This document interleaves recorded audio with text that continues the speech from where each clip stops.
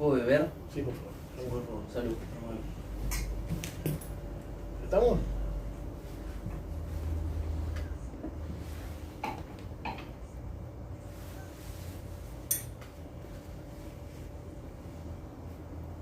¿Estamos? Hola, ¿qué tal? Buenas noches. Bueno, a los que están conectando, Charlas de Pasillo, un ciclo que hacemos acá en nuestro espacio cultural, Pasillo al Fondo. Charlamos con colegas, con artistas, con gente que tiene cosas para decir. Gracias por estar ahí. Bueno, nada, hoy nuestro invitado es el gran Marcelo Sánchez. Él se va a presentar porque él hace muchas cosas hace. Y además de ser dramaturgo, cineasta, también da las clases. Y bueno, nada, contame un poco a qué te dedicas. Bueno, primero gracias por la invitación, un placer. Hace rato que te queríamos tener. Hace rato que me quería, y hace rato que yo quería venir. No, pero bueno, pero fue... No sabía cómo hacer más lobby por las redes para que me invitaras. Este era el momento. Este era el momento. Bueno, contento de venir acá porque es como mi segunda casa. Hace mucho que no veníamos a la sala, así que contento. Gracias por invitarme. Bueno, lo de grande lo dejo a tu criterio, diría. Acá los grandes son grandes. Los grandes son grandes. Bueno, Marcelo, Sí. vos primeramente sos cineasta. Primeramente soy cineasta, sí. Cineasta. Sí. ¿En qué momento aparece eso en tu vida? ¿En qué momento? Y mira, el cine suena medio... Esto lo que voy a decir suena como la frase documental. Podés decir lo que quieras. ¿Y desde cuándo te gusta la actuación? Y yo cuando era chiquita actuaba, viste que todos dicen esa boludez. Bueno, pero es verdad, el cine me gustó siempre. Recuerdo mis primeras imágenes, valga la redundancia, con el cine relacionados con eso yo era chico y me quedaba mucho, sobre todo en las vacaciones o fines de semana, en la casa de mis abuelos maternos, en Villa Celina, en La Matanza.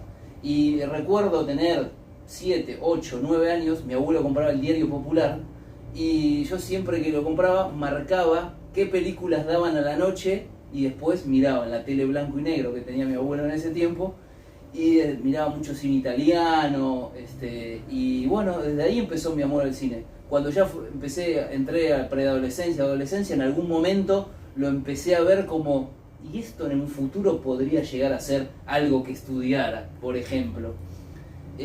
Bueno, y después cuando terminé el colegio secundario ya lo tenía más claro. En aquel tiempo todavía no había muy pocas escuelas de cine, no había, como después fue como un furor, ahora hay escuelas de cine por todos lados, pero en aquel tiempo no había mucho. Y entonces las opciones eran muy limitadas. Así que en aquel tiempo, como tenía que estudiar algo, porque toda la familia te mira, terminas la secundaria y decís, ¿y ahora qué vas a estudiar? Y entonces empecé a estudiar licenciatura en publicidad. Yo dije, bueno, más o menos parecido, claro. Entro por acá. Grandes directores de cine empezaron como publicitarios. Muchos empezaron por la publicidad. Bueno, así que empecé a estudiar publicidad. En el trayecto de la carrera, cuando había llegado a 3 años más o menos, iba promediando el 3/4 de la carrera, no me faltaba mucho, ya empezaron a abrirse, se había puesto más de moda primero el cine publicitario y después por lo tanto las carreras de cine empezaron a abrir, entonces ahí dejé y me metí a estudiar cine. Así que bueno, ahí empezó más o menos. ¿Dónde empezaste a estudiar cine? Estudié cine en el CIEVIC, una escuela que está en San Telmo. Sí. Sí, más que San Telmo, sí, en medio entre Constitución y San Telmo, está ahí al límite, porque es Cochabamba y Perú, por ahí. ¿Y qué edad tenías ahí? Y tenía 24, por ahí, 23, por ahí, sí. Y esto de cuando uno, no sé si pasa con todos los cineastas o todos los que hacen cine, pues no sé, yo le digo cineasta porque para mí la palabra cineasta es como una totalidad más abarcativo, exactamente. Sí. Es muy común que escriban, porque hay gente que quiere dirigir pero no escribe sus guiones. De hecho vos tenés una película, sí, que son historias, que me gustó mucho. 7 mares. Me hizo acordar, 7 mares. Me hizo acordar mucho a lo que hacía a lo que hacía Lucho Bender, ese tipo de películas que tenía que ver con contar historias, o lo que hacía, no me salía el nombre ahora, el de Historias Mínimas, Carlos Sorín.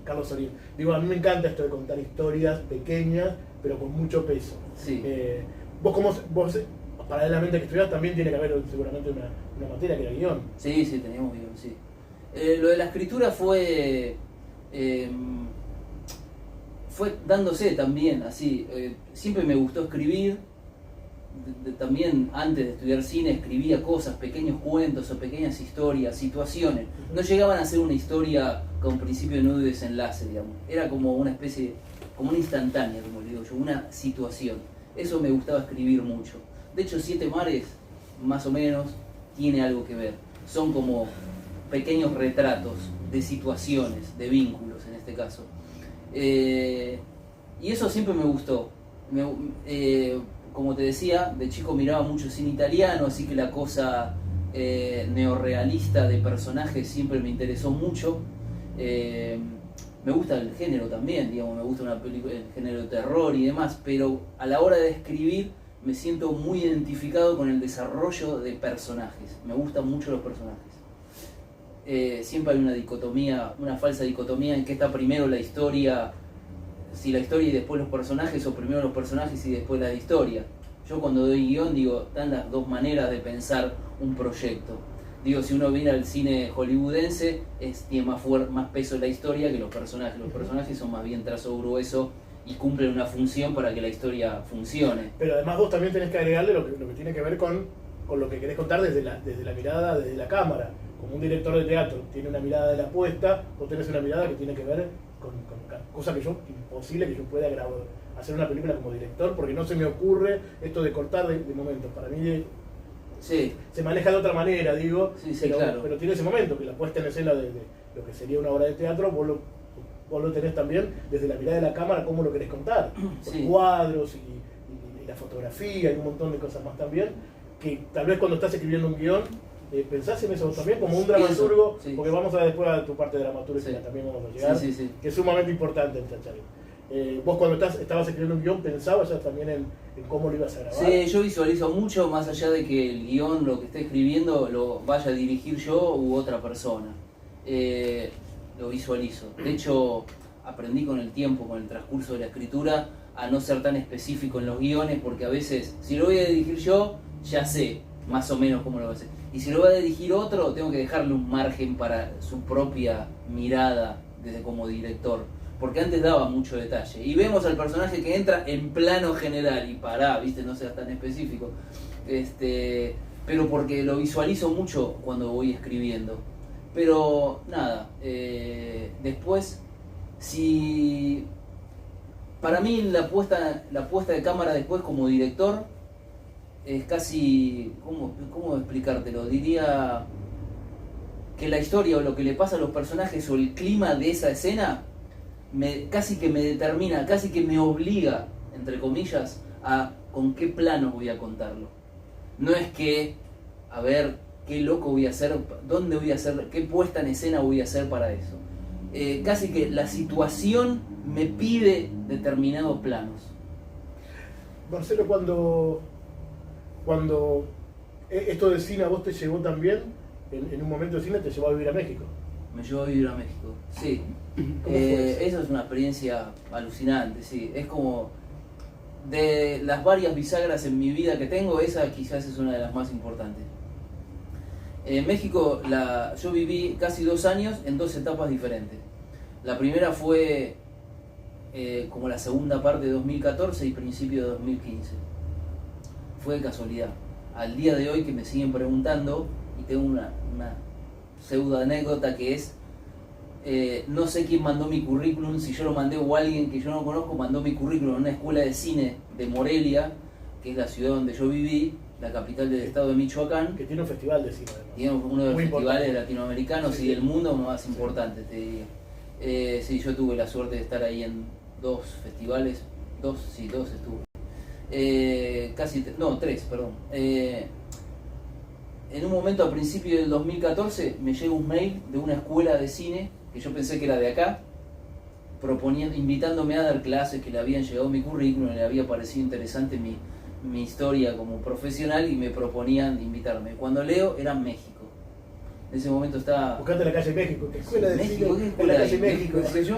¿México y qué? ¿México y qué? Bueno, nada, era México, Morelia. Y yo dije, en ese tiempo estaba en pareja y le pregunto a mi compañera de ese momento, digo, ¿vos mandaste mi currículum a una escuela de México? No. Digo, ¿cómo llegó mi currículum? No sé, capaz que lo mandé en algún momento equivocadamente, nunca supe. Con las vueltas de la vida. O cuando tiene que ser las cosas son, ¿viste? Nada, me salió, yo acá en ese momento, ese año fue medio particular, andaba con un poco trabajo, ese vínculo ya estaba medio que se caía a pedazos y dije, vamos, no tengo nada que perder, me pagaban casa, me pagaban poco sueldo, como pagan en México en general, pero poco sueldo, pero me pagaban un departamento. Dije, no hay mucho más para pensarlo. Era un contrato en principio por 6 meses y me fui. Agarré la valijita y me fui y fue una experiencia alucinante. Dar clases en otro país, con otra cultura, otra idiosincrasia, otra manera de comportarse. La ciudad hermosa. Fue una experiencia muy, muy buena. Me cambió muchas cosas de mi vida. Y además personales, internas también. Ese tipo de viajes te abren la cabeza, es como que, sí. Bueno, creo que cuando uno puede conocer nuevas cosas también. Sí, sí. Y además afuera, por lo menos en México, que es mi experiencia de vivir, digamos, sobre todo en México, tienen una mirada muy buena de los argentinos en cuanto a muchas cosas, pero principalmente a los que estamos vinculados al arte o a la cultura de alguna manera. Nos tienen muy bien calificados, mucho mejor de lo que nos tenemos nosotros, creo, nosotros mismos. Entonces te sube mucho la autoestima, porque es pase maestro, o es argentino, trabaja en cine, trabaja en teatro y te abren las puertas, ¿viste? Acá tenés que rendir cuenta cada 2 minutos. Claro, y aparte creciste 20 centímetros, medía 1,80 m cuando entraba. No es mi caso. No, digo, pero parece que uno se fuera más alto. Claro, entonces esos mimos, esos reconocimientos están buenísimos. Creo que lo que nos pasa a veces los argentinos... Estoy tomando mucho vino, perdón. No, tome lo que quiera y más también. Lo que creo que nos pasa a veces los argentinos, que siempre estamos, hoy lo escuché por ahí, y estamos buscando la justificación afuera. Y no valoramos lo que tenemos y lo que somos. Me parece que a veces eso nos juega en contra. Decir, bueno, no, porque en el mundo, o porque necesitamos que nos revaloricen en el mundo. Si sabemos lo que somos, creo que me parece que está bueno que nosotros nos revaloricemos entre nosotros, mirándonos y decir, che, hacemos cosas buenas, che, acá en este país pasan cosas buenas. Entonces que tiene que ver un poco con eso también. Sí, siempre estamos esperando que nos nombren en otro país o que nos justifiquen en otro país o que nos certifiquen en otro país, cuando nosotros podemos hacer cosas, no es que no necesitamos de nadie, pero tenemos todo para hacer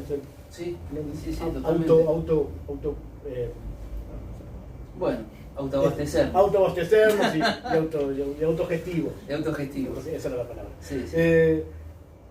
Te fuiste a vivir a México, después volviste. Después volví y tuve una experiencia laboral así de esas que te suceden en la vida rarísimas, que fue trabajar 1 año completo en la Dirección de Comunicación y Relaciones Públicas del Hospital Nacional Posadas.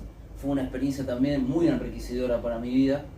Fue muy raro porque yo, como te comentaba antes de la charla, soy alérgico. Ahora no tanto, pero cuando era chico y adolescente sufría mucho, no era asmático, pero más o menos, casi. Me pasé mucha infancia y preadolescencia yendo a hospital por el tema de estar todo el tiempo así, ¿no? Entonces sigo odiando los hospitales. Entonces me acuerdo del primer día que iba a entrar al Posadas, que encima es un mega cosa así gigante. Decía, yo acá, ¿cuánto me voy a bancar? 2 días. Yo voy a trabajar en un hospital todos los días. Y fue una experiencia muy enriquecedora. De hecho, ahí conocí a Ana Laisa, que es la directora de... que ahora vamos a llegar, no quiero hacer spoiler mucho, pero... Ahora vamos a llegar a ese momento de esta obra, como te dije hoy. Esa fue una experiencia muy linda. Me permitió conocer muchas personas interesantes, que también me permitieron escribir algunas cosas y abrir vínculos, conocer gente de otras profesiones, de la medicina... no sé, que te reconozca gente que no es de tu palo por el laburo que haces, no sé, una eminencia en neonatología, por ejemplo, qué sé yo. Fue muy interesante esa experiencia. ¿Tenés ahora, en lo que tiene que ver con cine, tenés cosas pendientes? Cosas pendientes tengo varias. Pero tenés proyectos así como medio en marcha o por lo menos en semi-marcha. En carpeta. Sí, en carpeta tengo, en carpeta tengo fuertes 3 proyectos cinematográficos. Uno está como... De ninguno voy a nombrar nada para no quemarlo, ¿no? Pero digo, uno está bastante encaminado en algunas conversaciones para que...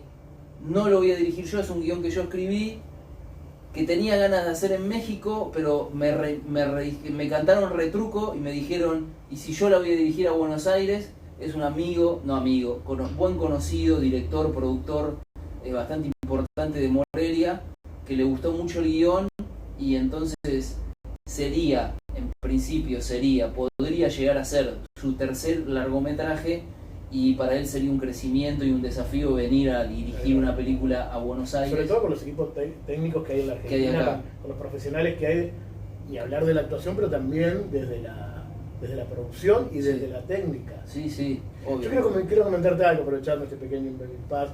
Digo, yo nunca hice cine, algún día me gustaría hacer cine. Sigamos con la charla. Yo le rompí la bola para que me invitara No, es algo que sueño de chico. Mamá me pregunta siempre, hijo, ¿qué quieres hacer cuando seas más grande? Más grande. Digo, me gustaría hacer cine. Pero perfecto. nada, bueno, fue algo que yo ya te dije que... Yo hace bastante que te dije que quisiera que vos me dirigieras en alguna obra de teatro también, ¿no? Así que podemos hacer un cambio. Vayan anotando, producción. Así que un día seguramente trabajaremos. Sí. Sería lindísimo. Dale. Bueno, y en un momento apareció, que no es poca cosa, no es para cualquiera, apareció la dramaturgia. Que fue muy de casualidad, en realidad muy de casualidad. Perdón, la dramaturgia, para los que no son muy... A veces acá se suma gente que no es fanática del teatro, ¿no? La dramaturgia es escribir textos teatrales, porque después el guión de cine tiene otro.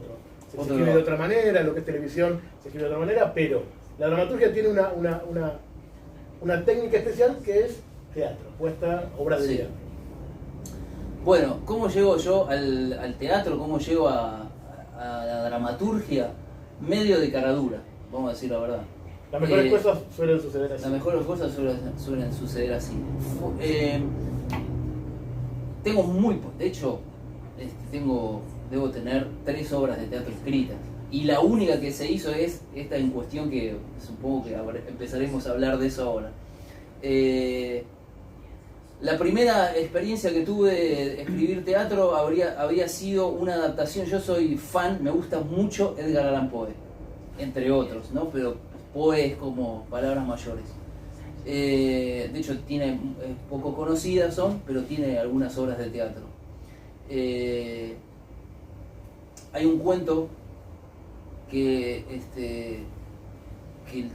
me gustó mucho siempre de Poe, y mi primera experiencia fue hacer una adaptación de eso. Dije, a ver, no me parecía que tuviera material, era un cuento muy cortito, que hablaba, creo que se llamaba El niño de la perversidad, o Perversidad solamente, ahora no recuerdo. Y no era cinematográfico, porque era más como una especie de ensayo sobre la perversidad, digamos, ¿no? Pero me disparó ideas como cosas más teatrales, más minimalistas, si se quiere decir. Y entonces fue mi primera experiencia. Escribí ahí con un texto teatral que nunca me terminó de convencer y lo tiré a la basura. De hecho, creo que lo debo tener por ahí en algún archivo en la computadora todavía. Mi segunda experiencia fue ya como varios escalones más arriba. Un día me llega una propuesta ahora ya no existe más, pero durante muchos años existió un festival de teatro de humor en Zapala, muy famoso, muy importante, y se abrió una convocatoria y un amigo, no me acuerdo por qué, me dijo, che, mira, escribí algo, y era de humor. A mí me gusta mucho la mitología, y entonces un día, me acuerdo cómo se me disparó, dije, voy a hacer una adaptación humorística del Prometeo, del mito del Prometeo. Y entonces escribí esa obra que se llama Prometeo, Flor de Titán. Y la presenté y la premiaron. Entre los 5 que se seleccionaron, me invitaron al festival, nos dieron un premio, bla bla, que lo guardo, atesoro, mi único trofeo teatral que tengo. Y esa fue mi primera experiencia. La obra nunca se llevó a cabo. Tiene bastante cosas, tiene mucha de vestuario y de producción. Escribí muy libre. No hice como en cine, que a veces soy austero pensando que se puede hacer independiente, claro, o no. Ahí dije, esto no se va a hacer nunca, así que escribo libremente. Igual siempre un director le da otra mirada, claro. Le da una nueva versión y está... Y bueno, y esa fue como la que me dio como un poco más de coraje, como para decir, bueno, capaz que puedo investigar y experimentar un poco más por acá. Pasaron unos años hasta que llegamos a mi tercera obra, que es la que vos conocés, que es Mi nombre es Viento, que esa en realidad llegó no por una inquietud mía, sino una amiga que vive en Junín, que es directora de teatro, profesora de teatro, docente y actriz también. Le gustaban las cosas que yo escribía a veces en Facebook, porque nunca había leído, creo que un guión cinematográfico leyó una vez, pero le gustaban a veces algunas cosas que escribía en Facebook, y un día me dice, me gustaría que me escribas algo, tengo ganas de actuar en una obra y hacer de Juana Zurduy, y quiero que vos me escribas el texto. Bueno, le digo, yo conocía muy por arriba la historia de Juana Zurduy. Sí, conocía, como todos conocemos a Juana Zurduy por haber leído algo, haber escuchado algo de historia, mínimamente por sí, igual Juana Zurduy se empezó a hablar de ella, siempre estuvo como media escondida, más los últimos 10 años para acá, sí, quizás, sí. ¿No? Creo que sí. En realidad creo que se empezó en los últimos 10 años. Se empezó 10 años para atrás, no se le daba, se le daba mucha bola, la verdad. Se le empezó a, este tipo de mujeres argentinas, mujeres argentinas latinoamericanas, esto de empezar a revalorizar a la mujer, a la mujer en la historia de la Argentina, exacto, en la historia de Latinoamérica sobre todo, y en lo que tuvo que ver con la liberación de Latinoamérica. Y me pasa algo con el tema de Juana, con la obra que hablamos puntualmente de esta obra, Mi nombre es Viento. A mí a veces fue una obra que tuvo un éxito increíble y que tiene, y que por las vueltas de la vida y la pandemia hoy no puede estar en cartel, pero muy pronto, si Dios quiere, va a estar, seguramente. A mí la gente me decía, bueno, una obra me la recomendaron porque el boca a boca jugó muchísimo, que no pasa con muchas obras, que el boca a boca ayude a que la gente venga acá.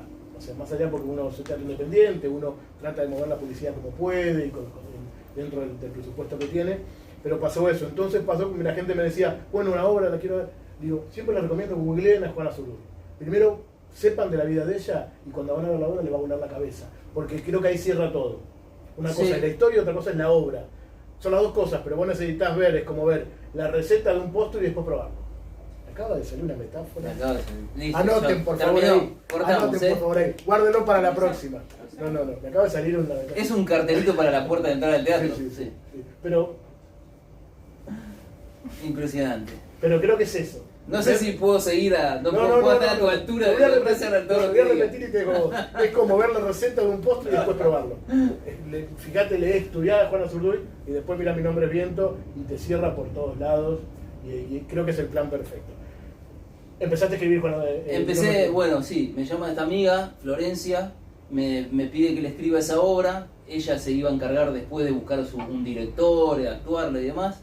Bueno, y empecé el proceso de investigación. Obviamente la primera etapa fue investigar, porque nada, es un personaje que existió. No podía... una vida muy longeva porque murió a los 83. A los 83 o 85, si mal no recuerdo, sí, por ahí. Que para esa época, vivió el doble de la vida de una persona normal. Con su vida, además. Y además con la vida que tuvo, además. Sí. Entonces mi primera etapa fue investigación. Empecé a leer sobre ella, empecé a buscar. Era un desafío, la verdad, para mí, porque en general, cuando escribí cine, nunca escribí, recién ahora estoy en un proyecto, justamente hablando de proyectos pendientes, ahora estoy escribiendo algo que tiene que ver con la biografía de un personaje que existió, que fue un pintor. En general siempre escribí inventando los personajes. Nunca había hecho un trabajo serio de investigación desde la vida específica, la biografía de un personaje. Entonces, bueno, fue un lindo trabajo, un lindo desafío empezar a leer, a anotar cosas, a ver qué partes me gustaban, qué partes me parecían más interesantes. Toda su vida es interesante, entonces me la pasé anotando cosas hasta que en un momento dije, tengo que hacer un documental, no puedo hacer una obra de teatro con esto.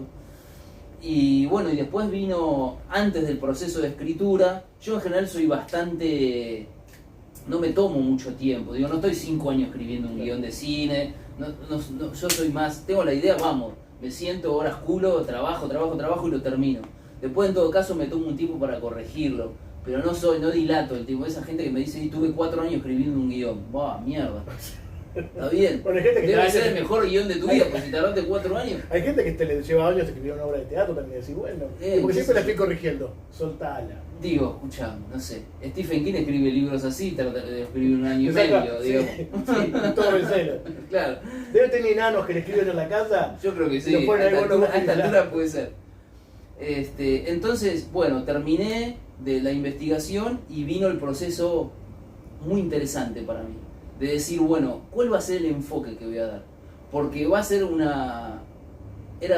de entrada yo decidí que iba a ser un unipersonal, como es. No lo es porque vamos a hablar que tiene música en vivo, sí, pero sí. Eso salió después. Eso es un agregado que suma mucho. Un agregado que suma mucho, pero es un unipersonal. Pero es un monólogo unipersonal. La única que está en escena es Juana Zurduy. No es un monólogo, porque en realidad ella no hace... Bueno, si monólogo sí habla de una sola persona, pero habla de la misma persona, pero va contando momentos de su vida. Deja de ser un monólogo donde te plantás adelante y contás, donde le pones cuerpo y pasás por todos los momentos de tu vida, de una vida tan rica, que ya es como que empezás a escuchar, siendo el mismo personaje, empezás a escuchar personajes en distintas edades. Un coro, distintas voces de la misma persona. Bueno, sin menospreciar el monólogo, digo, pero esto tiene la riqueza de una obra. Bueno que me lo aclares. La riqueza de una obra donde aparece, siendo el mismo personaje, aparecen personajes en todos los momentos de su vida y son distintas Juanas que van apareciendo. Entonces en un momento te encontrás con 5 personajes distintos, hechos por la misma actriz y el mismo personaje. Es como raro, pero es por ahí. Sí. Bueno, así que empecé, después que terminé la investigación, lo primero que dije es, no quiero escribir un texto que sea una profesora de historia contándome la historia de Juana Zurduy, ¿no? Claro, tenía que tener poesía, música, no quería hacer una tesis sobre Juana Zurduy. Entonces ahí creo que tardé más en decidirme antes de empezar a escribir cuál iba a ser en mi enfoque que en la investigación y en la escritura en sí mismo, digamos. Y en un momento dije, bueno, vamos a hablar de las mujeres, de la pasión de una mujer luchadora. En este caso se llama justo Juana Zurduy, pero podría llamarse, qué sé yo, X. Y entonces cuando me gustó esa mirada que encajaba en lo que yo pensaba, en mi deseo, ahí lo que yo tenía notado que me gustaban, hay muchas cosas que descarté y fueron cosas que me quedaron. De eso empecé a hacer esa estructura. A mí en general, también cuando escribo cine, si bien me gusta que me cuenten el cuentito principio, nudo, desenlace, me gusta mucho la narrativa clásica, como quien dice, pero también me gustan las cosas desestructuradas, romper una cosa. He escrito guiones que les corto las escenas, las tiro al piso y después las armo así, como queda. Y quería hacer algo así, medio desestructurado de Juana. Y tuviste mucha suerte, más allá de que yo siempre digo que el texto es delicioso. De hecho te lo ha pedido gente que le pases el texto. Me lo han pedido maestras. Te han pedido maestras, te han pedido... Sí, es muy loco lo que pasaba cuando terminaban. Tuvimos la suerte de que se hicieron muchísimas funciones en nuestro espacio y que terminaba la función y le pedían a Marcelo, que estaba en todas las funciones, querían conocer al autor de la obra y le pedían el texto porque lo querían volver a leer, o tenía un monólogo, ahí sí tenía un monólogo muy interesante, el de los abrazos era. La parte de los abrazos. Los abrazos que era muy interesante y se lo pedían. Y tuviste la suerte, digo, creo que cuando digo que es una obra angelada, porque tuviste la suerte de encontrar una directora que interpretó lo que vos querías contar, alguna que es Ana Araiza. Tuviste 2 actrices que cada una con su matiz. Le pusieron la primera actriz, como Karen, la segunda redobló la apuesta. Y Mariana la rompe. Además tuviste la primera actriz, era boliviana como Juana. Ajá, sí. O sea, también no es común encontrar en Argentina actrices bolivianas trabajando. Ajá, sí. En teatro independiente o en teatro. Y además le ponía esa impronta de que también, como Juana había nacido en Bolivia, también esta actriz era boliviana. Y además, y después se sumó, bueno, ni hablar del vestuario, que es impecable, la música, porque la música se compuso por la música, Charlie la compuso específicamente. La compuso específicamente para la obra, y después ni hablar después cuando se sumó Mariana, en una segunda etapa, la descose, la rompe, sí. Lo que le pones, el cuerpo que le pone esa mujer en escena. No, es tremendo. El año pasado estuvo acá de invitada, sí. Y fue increíble, y es como, digo, y además el amor, lo amoroso, cuando te encontrás con personas que tienen ese amor para para el trabajo, ahí creo que es donde cierra todo. Creo que ahí está el secreto de esa obra y del éxito que tuvo, porque más allá de que se haya hecho de Teatro Independiente, siempre fueron funciones llenas y teníamos funciones vendidas hasta mayo y nos agarró la pandemia. Nos cagó la pandemia, que si no todavía estábamos acá full. Sí. ¿Qué te pasó? ¿Te sorprendió a vos esto que pasó con A mí me sorprendió mucho. Me sorprendió porque el trayecto, digamos, yo terminé de escribir esa obra, cuando la terminé se la pasé a esta amiga que me la pidió y yo me desentendí. ¿Cómo quedó? ¿Cómo se te la pasaste a la amiga? Se la pasé a Florencia, y yo me desentendí, digamos, era un proyecto de ella. Claro. Yo me contacté con algún par de directores que conocí de acá de teatro y le dije, mira, escribí esta obra, hay una amiga que la quiere actuar, los contacté, pero me desentendí. Después fue pasando el tiempo y ella por distintas ocupaciones y demás, no encontraba el director que le gustaba y demás, fue postergándose todo eso. Surge mi segunda ida a México, que fue más o menos para mitad de 2016, y yo ya estando allá, en un momento dije, este texto hay que hacerlo porque está bueno. Lo leí después de mucho tiempo y dije, pará, está bueno esto que escribí, decía, ¿viste? Digo, sin falsa modestia, no todo lo que escribo me gusta, y ese me gustaba. Y entonces, mi primer intento fue hacerlo en México, porque la segunda vez que fui pensando que me quedaba a vivir allá, entonces ya me fui como así, a la brava, como dicen los mexicanos, y me fui. Y entonces empecé a hablar con amigas allá, a ver si podíamos hacerla, bla, bla, bla. Después en un momento decidí volver, y eso ya quedó medio en el aire, y cuando volví, lo primero que hice fue, bueno, reencontrarme con amigas y amigos, entre ellas está Analaysa, que fui a saludar a mis amigas y amigos del Hospital Posadas, y le dije a Analaysa, tengo un texto, te lo voy a dar, si te gusta, lo hacemos, yo armo el equipo, y vos la dirigís. Si te gusta mucho, te tiene que gustar mucho, no me digas porque soy tu amigo, dale, la hagamos, no. Te tiene que gustar mucho el texto. Lo leyó, le encantó, y dije, bueno, yo armo el equipo.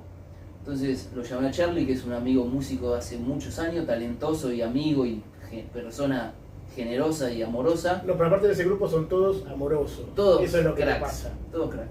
Llegaban a la sala para la función, un rato antes de la función, está Fernando por ahí atrás, y los esperábamos con el mate, los esperábamos con un café, los esperábamos, y llegaba Mariana con un pan de olivas, y compartíamos, y era eso, era compartir esa fiesta de hacer teatro, y esa cosa donde la sala, que es algo que nosotros pensamos también, creemos y que creemos que es así, donde la sala se tiene que apoyar al elenco y el elenco a la sala y juntos hacer las cosas, más allá de que el elenco no sea de la sala.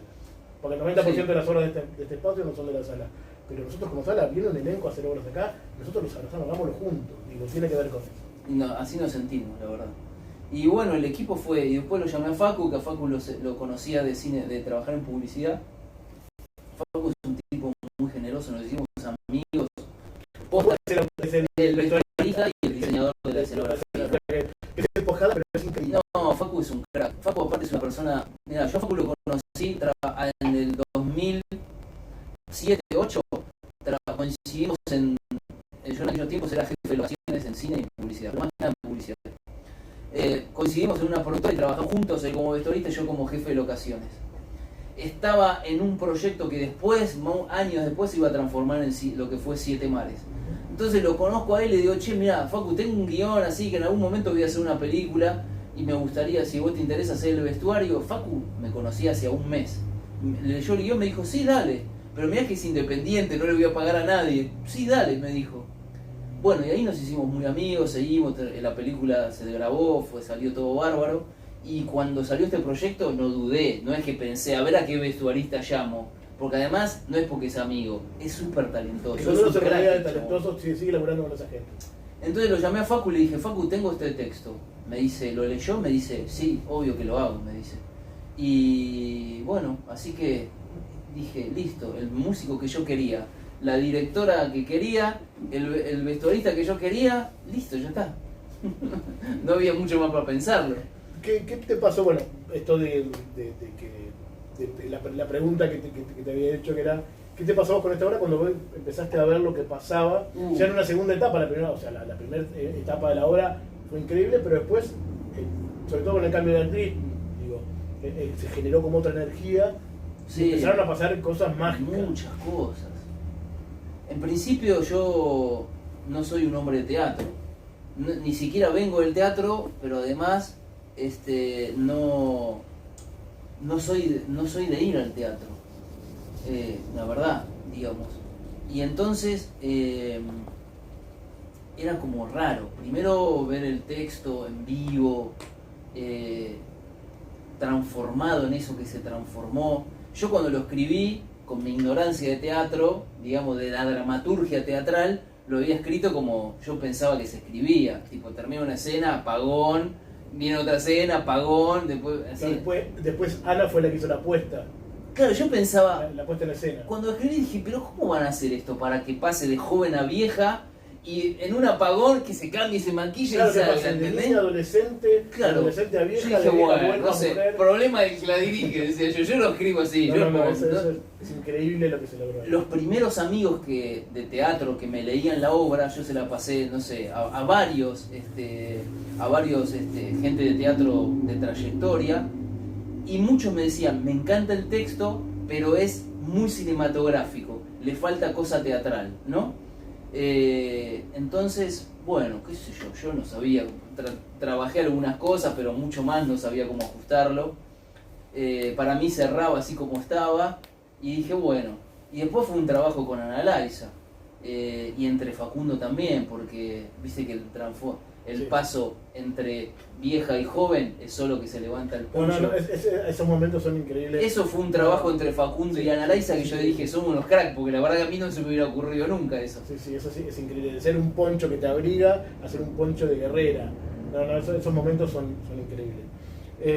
Pero sí, volviendo a tu pregunta, que no te la respondí, me pasaron muchas cosas. Primero que la gente que muchas mujeres me agradezcan literalmente haber escribido, mira, justo un dramaturgo dice escribido, un genio. Anotala eso. Seguramente estabas pensando en otro verbo y por eso sale así. Que hayas escrito este texto y me lo agradecían, eso fue muy intenso. Y como yo no me la creo mucho, la verdad, soy bastante quedado en eso, a mí recién ahora las últimas funciones acá y mucha terapia de por medio, era como que me quedaba a recibir a la gente y que me digan cosas lindas. Si no, yo es como que termino la obra y me quiero ir. Sí. Soy como Víctor Hugo, ¿viste? Que vino y se fue. Sí. Igual, me incomoda mucho que la gente me halague algo. Creo que lo que pasó con esta obra también, que es lo que le pasaba sobre todo a las mujeres, bueno, los hombres ni hablar, pero que le pasaba a las mujeres también, era esto donde se mostraba una Juana empoderada, pero también con sus miedos. No era la heroína que no tuvo miedo a nada. No. Donde perdió a sus hijos en la guerra, perdió a su marido. Digo, la vida terminó en un ranchito como los 80 y pico de años, viviendo sola, criando a un chico especial. Digo, fue una vida como muy...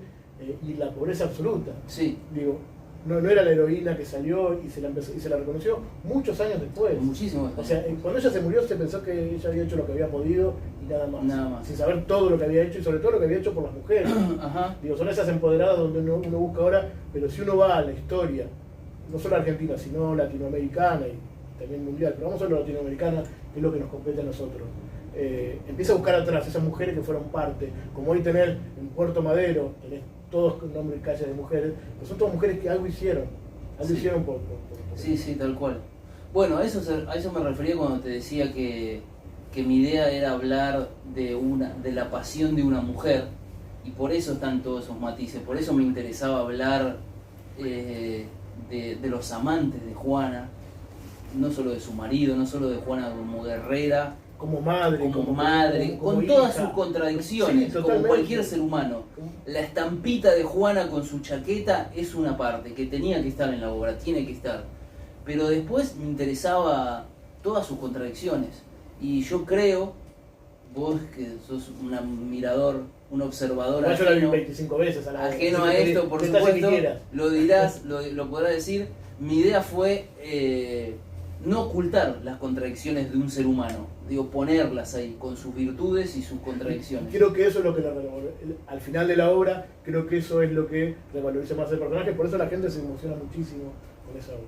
Así que bueno, si Dios quiere, pronto va a volver Mi Nombre es Viento va a volver a estar en la programación de la sala, ojalá todo siga igual, ojalá esta pandemia nos dé un poco más de tranquilidad, nos afloje un poco, nos suelte un poco de soga para empezar a poder volver un poco a la normalidad. Sobre todo para encontrarnos con el arte un poco, que tanto lo necesitamos. Como siempre decimos que el arte salva y sana. Absolutamente. Y Mi nombre es Viento va a ser una obra que va a volver a estar acá, eso seguro, porque ya no tenemos dudas de eso. Creo que, yo siempre digo que es su lugar y que bueno, nada, creo que lo necesitamos. Marcelo, muchas gracias por estar. Antes de nada te quiero dar un pequeño regalo que tenemos acá para los amigos que vienen a se come, como dicen todos. No, pero te puede servir para... Perfecto, bueno, muchas gracias. Abrilo si querés, es un detalle que tenemos acá en la sala que viene, es un mate. Ahora que a partir de ahora creo que va a ser, cada uno va a tener que usar su mate, que no está mal. Sí, no está mal. Nos ponemos a pensar, che, chupamos toda la misma bombilla. Está buenísimo. Patillo del fondo, mate. Muy bien. Muchas gracias. Digo, bueno, la pasé bomba, la pasé muy bien. Gracias por venir. Creo que el mate también une a la gente. Y como siempre, ya te lo dije el primer día que viniste a este lugar, es tu casa. Queremos que sea la casa de todos también. Y bueno, nada, están todos invitados a conocer nuestro espacio, a seguir las charlas y a apoyar sobre todo a los artistas independientes. Nos vemos en cualquier momento. Gracias.